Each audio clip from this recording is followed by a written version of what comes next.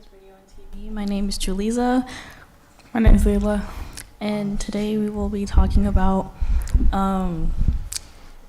missing Black women in America and gentrification. Yes. So I will be starting for today. So far, well, not so far, but basically, Black women but just Black people in general, but mainly Black women have been like going missing, and nobody in the news like coverage has really been like looking for them or like giving them the attention that they need so that they can be found or whatever. And I have a little bit of research with me. So more than 97,000 cases of Black women have been disappearing in 2022 alone, according to the data from the National Crime Information Center. And there's been more than that now. That was from 2 years ago, but I'm sure it's like escalated. And sorry, I meant to tell you guys earlier, but you guys were talking. So I have 2 videos that I wanted to share about this. Oh. They're on YouTube. Okay. But before you guys do that, so I looked at this organization that I found, and Derica Wilson is the co-founder and CEO of Black and Missing Foundation. She started it, and she has a co-founder in chief, Natalie Wilson. They created this organization, and it's a website. I went on the website. They have a website, and you can report a missing person, and they also have an Instagram page where you can see the missing people, and they have updated reports about the people, whether they're found or if they're dead, sadly, or, you know. Yeah. And I have a few quotes from Natalie. So she has said that we have a population or community that has a sense of distrust with law enforcement, so they may not be reporting. Traffickers often target young Black girls and women. They know no one will search for them, and if they are caught, the penalty will not be as harsh, she says. So we've seen this not even just like with just like missing, but like also like 4 years ago with like the BLM movement as well. And yeah, so the 2 videos that I have, it's from BET Networks, and it's called Missing Black Women and Girls. It's on YouTube, and I just want to play like the first couple of minutes of it. Well, while they search that up, I do have a question. Yeah. So how do you think, I heard you talk about media coverage. So how do you think media coverage differs from like a white person getting missing versus a Black person being missing? I mean, like, white people are all over the news. And we barely like hear anything about like just Black people in general on the news. And if a Black person was to go missing, they would only get like a few, like maybe 2 days of media coverage, and then like a few like police like looking for them, and then they would only do 1 day of searching, and then like they would just stop looking for them. But as opposed to a white person, they would like literally go years and years like looking for them. Yeah, and like they would have so much attention on the news. Yeah, I've seen that too. Like even like in movies and shows and on YouTube, it's like when a white person goes missing, it's a full-on city search. It's like police everywhere searching, interrogating this and that. When a Black person, there's not even an Amber Alert that goes out. It's just something calm. Mm-hmm. Like I think we were mentioning it earlier. Remember, I think it was the Amber Alert, like I think last year, where a guy stole a car and there was a little white boy inside, and the police were chasing him. There was Amber Alerts every minute saying, if you see this car, this and that. And I do believe that if it was a Black person, they would kind of like just, the family would have to do more searching than the actual police, in my opinion. Right, and there's also a lot of victim blaming that goes on as well, like just putting the fault on the victim, saying, oh, you shouldn't have went with this person. Or you shouldn't have done that. Right. So it's just really unfair, and it's just like not right at all. The blame needs to be on the person doing it to the actual victim instead of victim blaming. And like as Natalie mentioned, like the penalty won't even be as harsh. They'll probably get like a couple of years or like probation or whatever, but these people need to be locked up forever. Because if it was a white person, things would be entirely different. They would get death penalty or something like close enough. We're still working on it. Is it missing black girls? It's missing black women and girls. Okay, that's it. Lee Shortland and Rashida Johnson. Yeah. So give us a second. Keep talking. We're gonna. I have a question for you as well. So, like, how do you think that we, like, as a country, how do you think that the government or the police system, how do you think they can, like, ensure that black people, how do you think they can change to ensure that black people, when they go missing, it's more important and relevant? How do you think that we can all do to make sure that police get the message, let's help these people who are missing? The police, they just need to be more active and more head on and more fast with like the way they approach this and like actively like searching for the people. Yeah. I've seen it in shows too, like police just like sit back or whatever and not really do much. Even when people go missing or run away, you see it too. Like if a white person ran away, it's like something huge. Yeah. Something huge. They're always saying, watch this person, look for this person. But black kids run away every day, and you don't say, it's the families who are posting and doing this. You don't see police sending out Amber Alerts. You don't see any of this. But I just don't think that's fair. I just feel like we need to do better. No, I totally agree with you. We have the report, the particular missing black women and girls, families, and hope. So we're going to play that now. I'm CBS News correspondent Jerika Duncan. It's any family's worst nightmare. Someone you love never makes it home from school, work, or a walk with friends. In this country, black women and girls are disproportionately represented among those who are missing, and they're less likely to get the resources and media attention needed to bring them home. We can hear you guys. Often, the work to find our black women and girls falls on grieving families. This is the story of two of those families and their search for answers. It's the homecoming Lisa Allen dreads. This is the house that we lived with my sister. She recently returned to Hot Springs, Arkansas, a place that holds nightmarish memories, a reminder of what she's lost. She was last seen walking over this bridge here. Our bridge did not get her home that night. It didn't get her home. In December of 1985, Lisa's sister, Jeffrey Lynn Smith, was last seen walking home with her boyfriend. That was 39 years ago. My pain that I feel when I think about her is still sharp like a knife. It's not, after 39 years, sometimes I can't even breathe. Lisa called her little sister Lynn. She was the second born, described as bright and responsible, a 16-year-old who enjoyed writing to Lisa while she was away at college. When I think about my sister, all I think about is sweetness, and she's a fashionista. She loved her dress. She loved taking care of herself, loved to dance. She loved her music. The Gap Band was her favorite band. And I think the most important thing was that she was somebody that had dreams and she had some hopes for her life. And somebody took that away from her. Take me back to that December 4th, 1985 day when she went missing, and immediately, because this is not normal for your sister to just vanish, your family starts looking for her. Yeah, my mother reported her missing that next day. It was not like her not to come home. What was the police reaction? Initially, it was like no reaction, really. Lisa says when her family reported Lynn was missing, authorities labeled her a runaway, which meant no search teams and no press conferences. Police said they questioned Lynn's boyfriend and a few locals, but they never had an official suspect. I had to actually look at the police report all these years later to see what was in it, and I literally had to redline the whole thing up because it was full of so many inconsistencies and outright falsehoods. Like they said, my mother said my sister would return home, and obviously that never happened. The only media coverage for this missing black girl in the South was an ad in the local paper, paid for by her family. Okay. As weeks turned to years.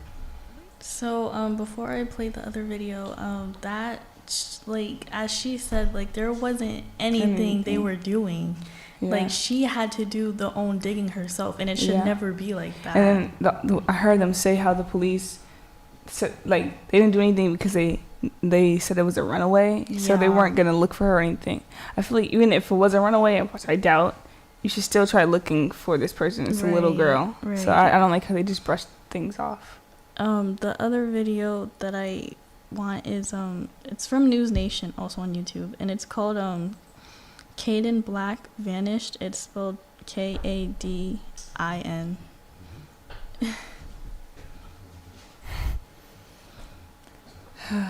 That's crazy. Just listen. What is it called?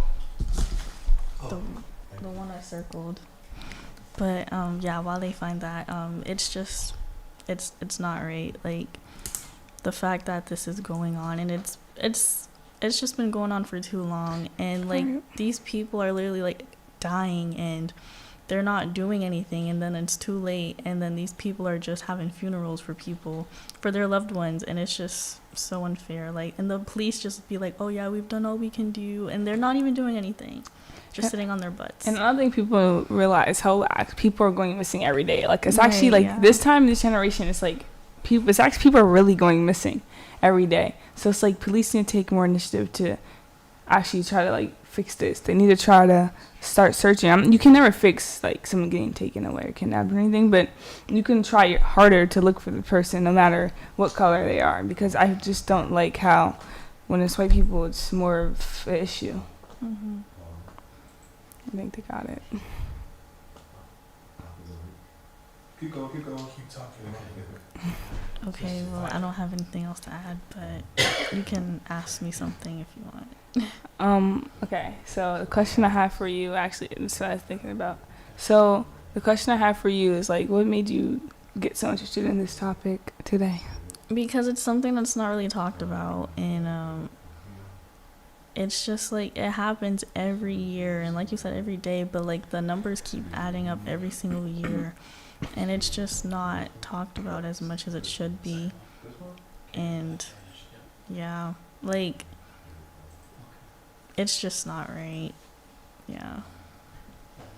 Okay, we're all set.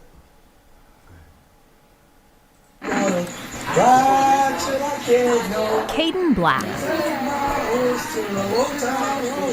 a teenager through and through. Stop recording. From football and working out to dirt bikes and goofing off, Caden's smile always feeding his family's joy. And he would laugh. Oh God, he had the greatest laugh. I mean, it was deep, and he would like hold his stomach and bend over. He would laugh so hard. None of my other kids laughed like that. Even Caden's laughter now brings his mother tears. Kara Patterson was expecting her son to come see her in Maryland in 2022 for another festive holiday. Finaled up like the Christmas plans that he was coming here, that he was spending the night, and everything seemed normal. And I called. I'm like, where the heck is my boy at? I said, Caden, where you at? You know. Caden's dad, Maurice, was expecting him to come by and get the dog some exercise. I'm gonna get you. What you think, now? You couldn't run around the table that time. I got you. It was a Sunday tradition, even after a falling out between father and son, that had Caden living a couple minutes away in this Wrightsville neighborhood with his friend's family. We don't hear nothing back from 2 days. I'm like, something ain't right. It's not like him to not contact him, his mother, or myself. And then personally, if a kid's living in my house, it's just me. Maybe I might be a weirdo or something. The parent of the kid called me, wouldn't you walk or go check on him? 2 days later, his friend's father, Christopher Faust, filed a missing persons report. Chris Faust told me that he was up on Sunday morning, that he always gets up early, and that he was up by 5 or 6, and that Caden had to have left either Saturday night or the early hours of Sunday morning. However, we later found out that Caden's cell phone was still connected to their Wi-Fi at 9:33 a.m. Sunday morning. Patterson feels Caden's missing cell phone holds the key. During the course of the investigation and looking into things, we feel that there's the possibility of foul play. Chief Jim Thomas says dogs trained in electronic sniffing searched the Faust home, coming up empty. The other part of this investigation, which is disturbing, is we don't know what time he left. It could have been after that 8 o'clock, 8:30 connection. It could have been beforehand. We don't know. Caden's family does know he struggled emotionally at times, even getting arrested for a physical altercation with his school bus driver. Yet the family felt an upcoming court hearing would see Caden exonerated. It doesn't make sense that on December 17th, 1 week after he turned 19, 1 week before Christmas, that he would just decide to run away for a case that wasn't even coming up until the end of January. Caden's beloved Forerunner, the one his mother gave him, was titled in Christopher Faust's name for insurance purposes. Months after the disappearance, Faust blocked the family on Facebook and sold it. If you believe he's missing, why would you sell it if you knew he's coming back? You know what I mean? Kara Patterson's done press conferences. If anybody knows anything, please just let me know that my son is okay. And vigils hoping to keep the community looking for Caden, for the boy whose childhood was documented with so much love, simply gone. There's Aiden and Brooks up there. I mean, I have him. I have all my kids tatted on my arm. I never had the feeling that he was, dead or anything, but just certain things, just not adding up in my brain right now. So, that one was more in depth, and I feel like there was more to the case than there was, but it was just a lot. But for the website, it's called Black and Missing Inc. inc.com. So if you know anybody who is missing or would like to report it, you can just go on that website and file it there. But yeah, that's all I have. Okay, so now we're going to talk about gentrification around Boston neighborhoods, or just neighborhoods in general. So I found this earlier. So according to the Daily Free Pass, Boston was ranked third most intensely gentrified city in the United States, and that was from 2013 to 2017. So we stayed third for about 4 years, and it went down. It kind of decreased, but it's still a big thing. And also, according to the City of Boston website, about 65% of people who live in Boston are renters, and about 30 or more percent of their income is going to the rent. So rent is raising in these cities because everything's changing. These apartments are being new, or like made, new. These new buildings, everything's are just being raised because we got all this gentrification coming in. And also, it's not just hurting people who are renting. It's not just hurting people who are living in these homes that are being rented. It's hurting these local businesses like stores. It's forcing people to relocate, and it's also forcing some of these businesses to get shut down. And you can't blame it on the landlords. You can, but you don't know what they're going through. Their rent could be raised, so then they have to raise rent. So it's like the government is, I feel like it's hurting these communities because you're forcing people to leave their homes because they can't pay rent, and they're forced to relocate. And a lot of people are seeing it, and it's more of like, it's also hard on these kids in the community because they're used to growing up seeing this store over here and this basketball court over here. But if a basketball court or park is being broken down to make something else, or if the store is being shut down because they can't pay rent, it's like it's also hurting these kids who grew up in these environments and that they're used to. And now I'm also gonna read some quotes from people who give their opinion on gentrification. So this quote is from John B. Cruz III, and he's the president and CEO of Cruise Companies in Roxbury. So he said, housing prices have risen dramatically in recent years, while supply has gone down. It's causing gentrification in Boston like I never thought I'd see. It's devastating, the effect of what it's done to the affordable market for anyone who wants to either buy or rent. So it's like he's basically saying it's harder for these people to buy or rent out spaces if the prices are so high. And it's like even if you're buying or renting these places out, like for example, a small business, they have to raise their prices for food because they need more money so they could pay their rent. So it's like the money is just raising and raising, and this is not good for the community because the prices used to be lower in the past. Right. And then also another quote I got was from Nick Jurovich, and he's assistant professor of history and labor studies at Massachusetts University in Boston. So he said, the city has an hourglass economy with major income disparities among residents and relatively small middle class. He also said high-income residents typically want to live in the middle of the city in areas with good access to transportation and work. Meanwhile, residents in historically working-class neighborhoods aren't able to pay the rent because the prices keep raising.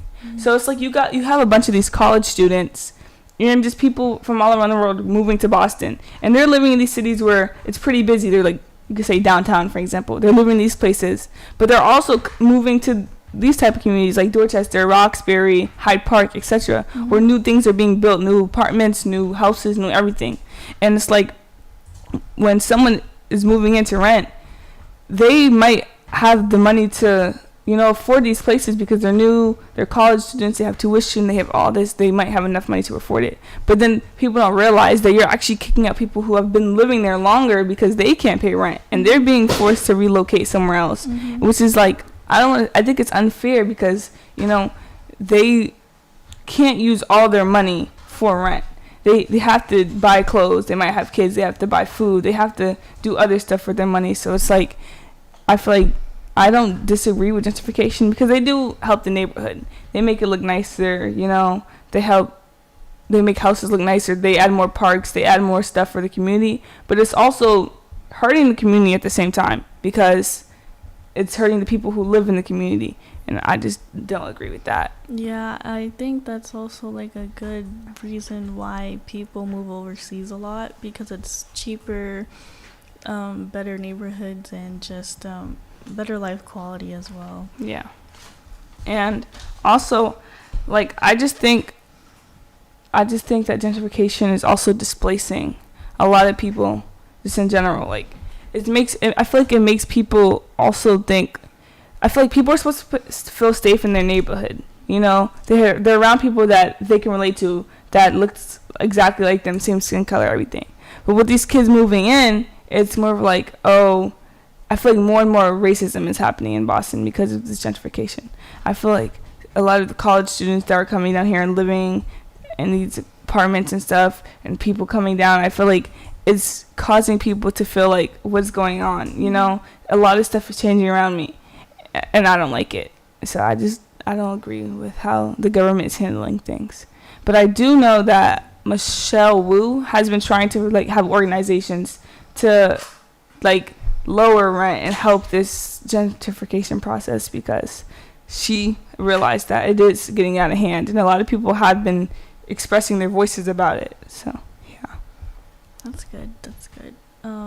Yeah, I think more action needs to be done on that as well, because it's not just like the houses or the markets or whatever. It's just also like traditional landmarks as well being torn down, and the government isn't really doing anything about it just because they want more money, but they're not really thinking about the people or the history. They just want another check added. Yeah. But yeah, and they don't realize that it's actually tearing down and changing the community. Yeah, because a lot of people do feel strongly about this. They might not know what it is, but I feel like a lot of people have noticed around their neighborhood how, this store never used to be here. This park wasn't here. The rent's higher. It's harder for younger individuals to get apartments out here because the rent is so raised. You can't expect a 21-year-old or a 22-year-old to be paying like $3,000, $4,000 a month just to rent in a small apartment. You can't expect that because they're trying to get their life in order. They're in track. They're trying to build their money up. They're trying to learn how to be young adults, and you can't do that to someone who's trying to learn how to live. So, any questions? Yeah, no, I think these are great, important topics, and so I applaud you guys' leadership in addressing these issues from your perspective, as gentrification is something that we're definitely experiencing. We who live in Boston who are older know that, and you as younger folks are obviously understanding some of this in terms of how communities are changing, right? And so I actually looked up the word, interesting enough, and it says gentrification, the process whereby the character of a poor urban area is changed by wealthier people moving in. It says improving housing and attracting new businesses, typically displacing current inhabitants, and the process, an area undergoing rapid gentrification. Signs of creeping gentrification are evident. The process of making someone or something, it says more refined, right, polite or respectable, which I think is hilarious, and I'd really be curious to hear your perspective, because again, when we're talking about wealthier people coming into urban communities, so first of all, these are communities that have home ownership, that have a sense of community even with all of its challenges. And so the crime rate they will allow to escalate in these places, so that the property values of the buildings go down and so they can then come in and then buy them cheaper. They didn't want them before, right? So they allow crime and stuff to happen in poor communities, because then people are going to say, I don't want to live in these communities, but so the property values go down, and then people can buy these properties for nothing, that are worth a whole lot more because it's land. That's the one thing you can't get more of, is land. Right? And so every place in Dorchester, you see every little piece of patch of land, a parking lot, churches are being bought and sold and becoming high-end condos. So the notion of respectable and community and housing, some of these things sound good on the face, but if you're not building community with people, and it's just about structures and buildings and displacing people who've been there and suffered and struggled and built, navigated through these challenging circumstances. So if you're not building people, for me, and there's a balance, right? It doesn't have to be one or the other. I don't think, so I think these things are cyclical. They allow them to happen in cycles so that they can come into the urban communities. People wanted to be in the people left the inner city to go into the suburbs, particularly white folks. Now they want to be in the inner city. They want to be, because things are changing. They see these nice buildings, they see these nice apartments. They think, oh, maybe it's not as ghetto as it seems. It's perceived to be on the media. I think that's what it is. And also, I heard you say they're something about them letting the crime rate so they can buy the buildings. I don't agree with that either, because that's if the people or police, the government, are allowing the crime rate in these neighborhoods to go up, that's hurting the neighborhood and the community as a whole. You don't want these kids killing each other and hurting each other and fighting all the time. That's not good. So I just don't agree with that right there. I like this conversation. I really do. What I see in and out of this community every day is sometimes we do it to ourselves. There's a lack of respect for ourselves. And we were talking earlier, a group of us, about expectations in our neighborhoods, and some of us will go outside the neighborhood to go shopping because the way we may treat each other, and even different cultures in our one community. You have different and it's amazing what we do have here. It's really powerful, and it can be some type of utopia if we all just get together. And to go back to the young lady was talking about missing black folk, and people of color, black, brown, beige, even white folk, different classes. We know by history that if you got it, now if you have the money, you'll be found. Right. If your child is missing, you got the money and the right profile, you will be found. But if you're a regular Joe like myself, my kid goes missing, I'm gonna take out a posse. We're gonna go find my kid. Because you're right. Sometimes we get overlooked and we're not important. And it's a shame. And then we tend to become numb to it and accept it, which is not right. And we have to do better as a people. It's not, when we had the Black Lives Matter thing going down, and on the T, there were more white folk on the buses coming to our community. Black folk took a step back, and it's just my perspective on it. they took a step back because I saw it. I Yeah. witnessed it. And to have all these other people come in that were not like me Right. to say, hey, this does matter. Yeah. This does matter. They do matter. We love y'all. You know, and for us to step back, and maybe it's because we've been fighting this fight for so long, we figure, let somebody else do it. Mm-hmm. You know? But have we gotten any further? Right. Yeah. No? No, I'm not sure. That's a rhetorical question. I don't know. think so. I don't If think we've we gotten- have. I think. But the fact that you both are shining light on these different topics helps, and it's furthering our discussion, and hopefully it'll encouraging not just y'all's generation, but our generation to say, you know, we still got a little bit more fight in us, right? Yeah. Absolutely. Yeah, absolutely. Yeah. I hope so. But continue to do a good job, young ladies. Thank Continue to you. do that. I just feel like if our ancestors could fight for so long, then we could absolutely do the same thing. Yeah. Absolutely. I agree. I think that's it too. No, yeah, I wanted to just add to. I mean, I appreciate Larry's input, and as you know, as you talked about the Black Lives Matters movement, and that really being predominantly really led by Europeans, right? Yeah. But I would submit that some of that has to do with the fact of what we talked about, right? So when you have privilege, right, and you've got resources and you've got things in place, right, then you're in a position to be able to just drop everything and go and boycott and do stuff. And the difference of how they will treat you when you are protesting, being white folks, even if it's for Black Lives Matters, is going to be very different than when black folks protest for Black Lives Matters. It's going to be a very different response. And we're cognizant of that. Right. So I just think that has something to do with some of the reasons as to why the forefront, because you have privilege. Yeah. And you are our allies, and you can help advocate for us, but to your point about where do we go, you can never speak for us. Yeah. Right? And so when you have allies, people, whatever fight it is, people have to be in the forefront who are directly impacted by that. And then we have allies who can be able to use their resources to help us, but they have to always let us lead. Right. As they're not in our position. You're not in our position. But you know what?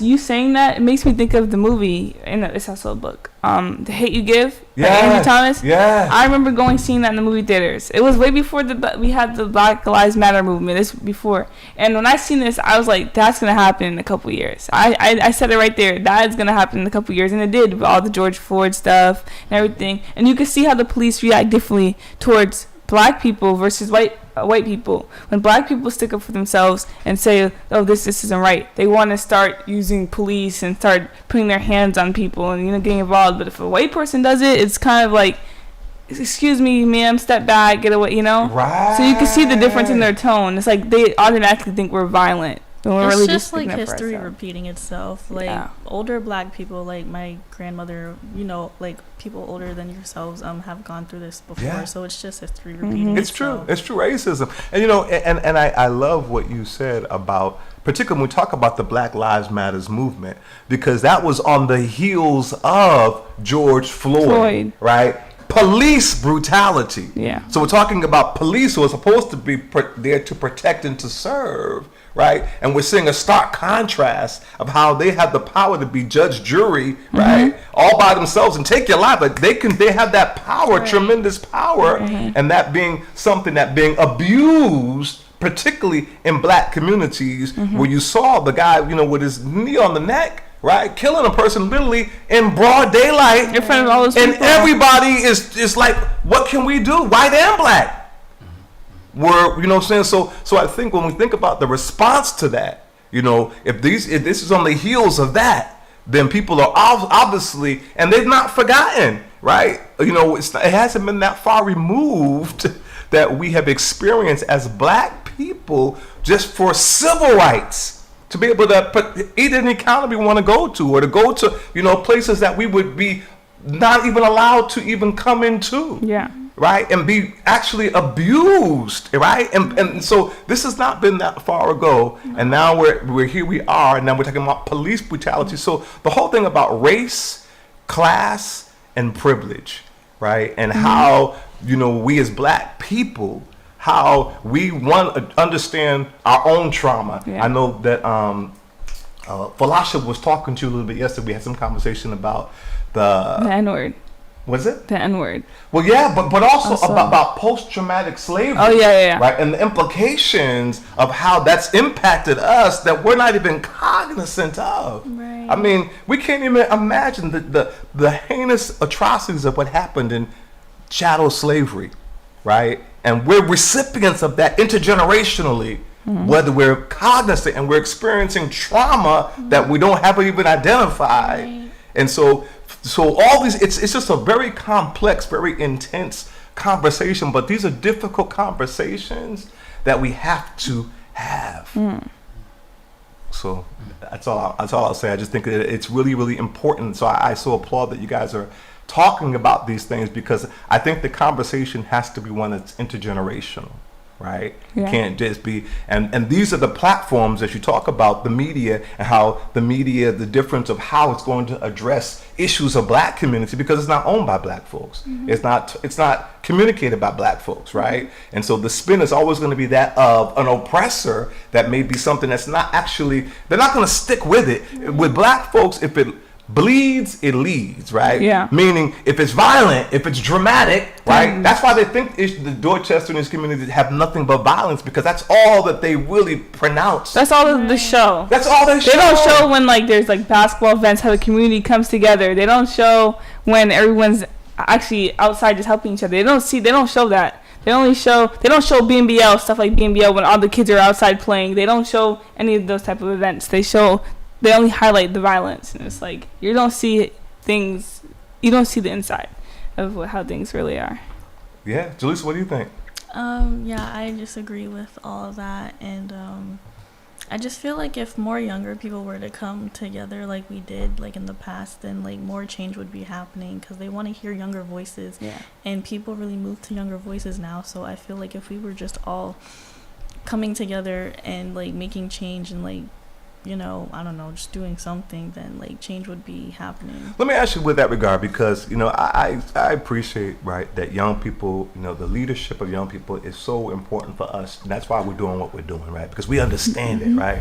With that said, I think I'm curious to hear from your perspective, because the notion of hearing from young people, right, and that being something that appeals and its value that it has, how do you feel about that being complemented, not competed with, right? Not exclusive of, but inclusive of, added to having more mature voices of people who you're having to teaching each other, right? Because there's things that have happened, that there's some experience that our elders know some things that because they've gone through them and know some of the sacrifices that they've had to make for us to experience some of the privileges that we're benefiting from, that we don't really maybe understand the full cost that it taught us to get here. So if we don't have that context, then we're just speaking about where we are, but not really having an understanding of where we really have been and the cost to get us where we are, and how to collectively, with your innovation, right, that we can be able to build something that we can move forward. So does that make sense? The intergenerational piece, is that a value? I agree with what you're saying as well, but I feel like the older generation, I just feel like they're just not used to talking about it, because it's so hard for them to talk about, so they just repress their feelings. And I feel like they just leave it to us to talk about, because they're just we already gone through this, so let's just have it. And it's also different, because these are different times where the violence is way higher. The police and stuff, that's it's way worse, So I agree that the older people are kind of internalizing their feelings and not really expressing it, but it's also they leave it up to us, and it's way harder, because it's this is harder times in general. A lot of stuff is different from back then. There still was still was crime, there still was police brutality, there still was racism, but I feel like people are bolder now. They're way bolder, way bolder than they used to be. And also, I want to go back to what you said about the police brutality, and that I feel like the government, they need to start realizing why people say, I don't like going to the police for this, or I don't like doing this. They don't realize why, but it's also if you don't see how they treat black people, then it's a problem. You have to realize how they treat us. There's no wonder young kids are saying F the police when they see the police. Oh, there's wondering why people don't call the police in certain situations. They wonder this and that, but it's like, look how you're treating us. Yes. Why would we want to help someone who treats us terribly any moment they get? Absolutely. Absolutely. Good point. But we also have to look at, like, why the police are called. You know, I'm not going to put it all on, in my mind, I don't put it all on, you know, the police or white folk or people who are not like me. But in our own community, how we treat each other. If there's a lack of respect, if you don't respect yourself, you're not going to respect me. Right. So I don't want to be around that environment necessarily. I mean, if I can be a part of some change, I'm down for that. You know, so when I travel through the community, I don't have any issues with police. I never have. And that's just the way I was raised and how I conduct myself. Yeah. And I was told, if you see fire, you either throw some water on it or you call up the fire department. So in other words, I'm not going to be around where there's trouble. I'm not going to be hanging around the streets because I don't do that. I'm not going to hang around on the corner or at certain bus stations because things are popping. You know, I think a lot of times we do it to ourselves. So when the authorities look at it, look at us, our people, they're seeing like, here they come. During this hour, I know there's going to be about 20 police at Dudley Station. I know this. When the kids get out of school, I know there's going to be about 20 police officers. And sometimes that doesn't stop anything. Because that culture, that social media plays a huge part in some of this violence that we see on our kids, on each other. It has nothing to do with the police. It's just, I saw you said something about me, blah, blah, blah. And that kids don't, we grew up where you stop a fight. Or if you fight, you know, it's one-on-one.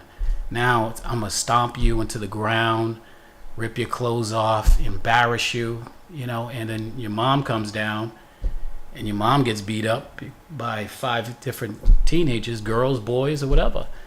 You know, and you see it way too often that we don't have enough respect of who we are and where we've come from. You know? I agree. Like, we do it to ourselves most of the times, and as disappointing as it is, we do. Like, we just, we do it.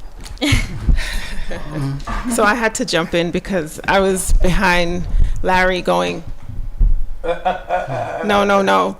Because where do the young people, where are the places for the young people to go to hang out and have a good time? Where can they go?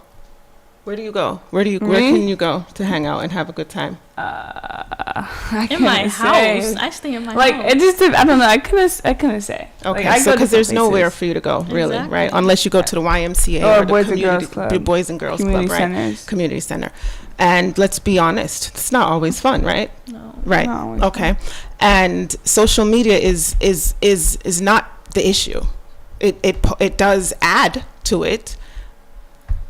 However, social media is good for what you use it for. How you use it is what you're going to get out of it, right? Yeah. So, and this is social media is your playground. This is part of this conversation is why young people don't want to really have conversations with us, because we immediately tell you that the things that you have now adapted or that is your norm is wrong and is the problem.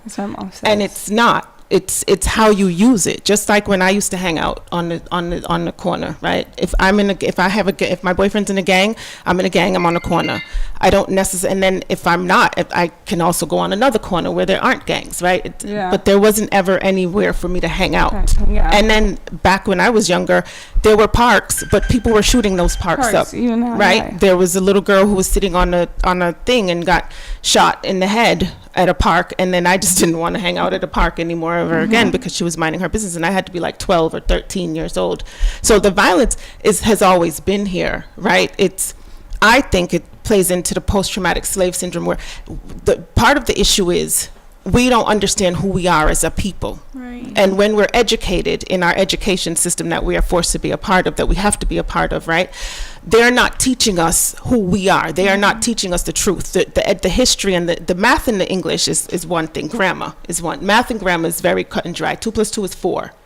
The commas, the periods, that stuff is necessary. But the history, right, and the books that you read, none of it is really, doesn't identify you as a king or a queen or someone of any stature or of any what is the word? Help me out here, young people. Of any value. Right. So first we got to start there. Right? What are the books that we're reading? What are we educating our children? How are we educating our children? What are they learning about themselves first? Because if I live in the hood, quote unquote hood, which now is $1 million to buy a property in the hood, by the way. If I live in the hood and I go to a school in the hood, right? My environment is already one thing, right? And the environment is probably not the best. And then I'm going to school, it's not the best. And then I'm learning that I'm not the best. Mm-hmm. So what do you expect to come out of that? Yeah. Right? Which is then, of course, as a Christian, I have to say that glory be to God, right? Amen. And Jesus dying on the cross for my sins so that I can now be a new creation in Christ, and I can walk with pride, and I can be proud, and I can be, but everybody doesn't immediately have that information or that access, right? Yeah. So, and the schools are not allowing that to be taught, right? So what do? How do we fix that? And then, of course, it becomes a thing where, are you Bible beating me? Are you Bible thumping? Like, you know what I mean? I'm here chilling. I don't necessarily want to hear John 3:16, right? But that's something you carry in your heart and you use it as a resource in a situation when it's needed. Mm-hmm. Yeah. Just like your social media, you can use your social media to share John 3:16 or Isaiah 42:4. And I'm just throwing out scriptures. I don't even know if they're really out there. I'm just saying, like, you have this information, and you can use those platforms to share that type of information. But I get very passionate about it because I have young children. My children, well, I have a teenager, and then I have 2 older children. They're millennials, and then I have a Gen, what is it, Z? So I'm kind of hip, right? So I know TikTok, I know Snapchat, I know Instagram, I know what each one of them is used for. Like Snapchat is, somebody snapped me, you got to snap them back. Instagram is more like my age, and then TikTok is more young people like you guys, and it's like Google, right? Those are good resources. It's just what you choose to get out of it and what you choose to put into it that you're going to get from it. So we as adults have to start embracing what you guys are utilizing now, what your tools are, so that we can understand it and then use it as a mechanism to support you guys. Yeah, right? I don't think the older generation gets it. Even my mom says it, my grandmother says it. They say if there was no electricity or Wi-Fi, you kids would die. And they always say, like, you guys have no social. My mom says you guys have no social skills because you guys choose to text each other in front of each other. But it's like, that's how we grew up, you know. You guys, and she always says stuff about the internet too. But it's like, you have to. This is our generation now. You have to understand. You have to try to adapt and see where we're coming from. You know. It's like they have to embrace it as well. So there needs to be a middle ground, because I kind of do agree. The teens are a little more awkward socially now. But that's because I was outside riding a bicycle with my friends, and I was outside, and we were outside. Now it's like you probably kind of don't really want to be outside because of what could potentially come up, happen. And 2, now we're just programmed to go around with this device that is easier to use, right? And just text each other and go back and forth with each other that way. But we do need to have which is why this program is great, right? The Academy of Broadcasting, because then you get to go outside. You get to be inside, but outside. And then you learn to socialize, and you learn to articulate yourself, and you learn to do things like research and study and understand each other's point of views and what's important to you and what's important to you. And I'm talking too much now, so I'm going to digress and let you guys continue. I'm sorry. I also just feel like the parents nowadays, they just trauma dump on their kids, causing them not to even go outside or interact. I know, like, it comes from a good place, and, like trying to keep them safe and stuff. But I'm talking, not just saying like, oh, you can't go outside because of this. I'm actually saying like parents who are just actually like just fulfilling trauma onto their kids, so now their kids have all these mental health issues because of what their parents are dropping onto them. And I just think that's not fair, and like the kids have to grow up with these issues now feeling like, okay, like they have to live in a bubble, like, okay, the outside is like a dangerous place, so I can't even go out. Not saying like that's bad in a way, but I'm just saying like you can't trauma dump and like put all the stuff that you went through as a kid onto your kids, because your kid is a whole different person than you. It's the whole different generation. Right. And I just think like it's, you have to let your kid be a kid and be their own person. Yeah. Just wanted to add some of the feedback, because people are communicating on various different platforms, and one of the platforms is Pastor Bruce Wall's Facebook page, and a gentleman, Jamal Seymour, who tunes in frequently, says, "Is that Jaleesa of Grace Nation?" Yes, it is. Oh, hey, hi, love you. And then he also said, "BNBL basketball game, sweet." He says, "Change can happen if we push for it. There is wisdom in elders, and there is wisdom in children. I think he meant leading with strength. Isaiah 11:6. The wolf also shall dwell with the lamb, and the leopard shall lie down with the kid, and the calf and the young lion, and the fatling together, and little child shall lead them." The Bible talks about, and a child shall lead them. He also says, police need to be policed, right? To be held accountable for their actions. Police have a history to break the laws that they are supposed to uphold. He further goes on to say, treat each other with love and respect. Love your neighbor as yourself. It's biblical. The Bible says that contemporary treat others just as you want to be treated. Youth want to be respected and appreciated, not mention loved. The youth want to be seen and heard. We keep hearing this, right? He talked about some of the places. Go to the YMCA, go to the malls, right? He said, even in malls though, there's always some fight, drama, right. You're susceptible now with shootings, mass shootings happening every place. So there's a whole different climate, as you said. What you're experiencing, we never experienced. People shooting can happen any place, anywhere. There's no safety, right. So that's a different culture that you guys are subjected to that we didn't have to experience, right? He further goes on to say, sports. Truth in who we are as people, right? Knowledge is power. We need the knowledge and who we are. To your point, he says, Pastor says, calling to the broadcast. Jamal Seymour says, girls said trauma dump. He thought that was an interesting point. Yeah, what your point about trauma dumping, right? And that happened different generations, but nothing new under the sun. Right. I feel like Felicia said, there has to be a common ground. We can't just discredit the older generation, because we wouldn't have anything without them. Right. So I just feel like we have to take their wisdom, and then we can learn from them, but they can also learn from us. So we just have to be respectful about it. That's all. Yes. And we have to educate ourselves on what we're talking about and what we're working on, right? So yeah, that was a lot. Great conversation though. Really great conversation. Really great conversation.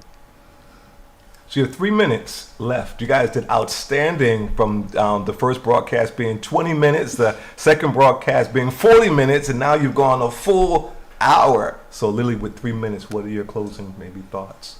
I would just also like to say that younger people are also coming to Christ as well. So when more younger people are coming to Christ, they can know who they are in Christ and who God has called them to be.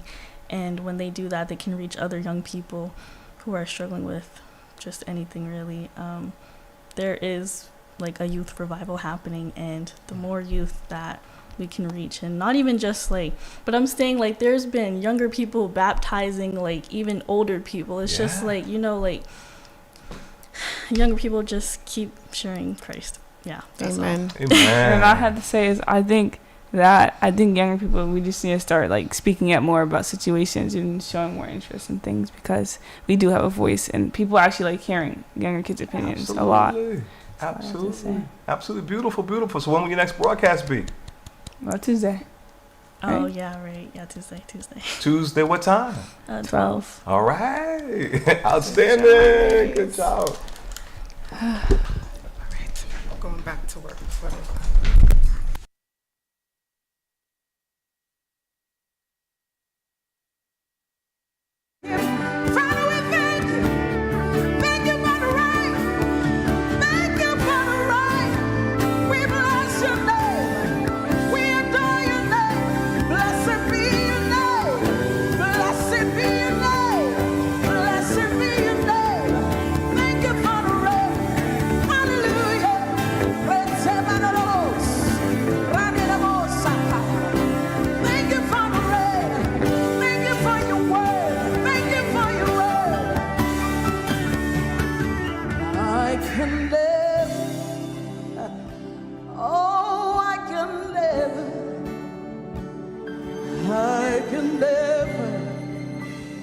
hands to you. We can never praise you enough.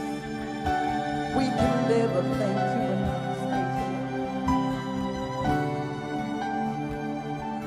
you. I can never. Sing with me. I stand in awe of you, majesty. Sing all that I am. All that I am. Praise you, Lord. Say I stand in awe of you. I stand in awe of you.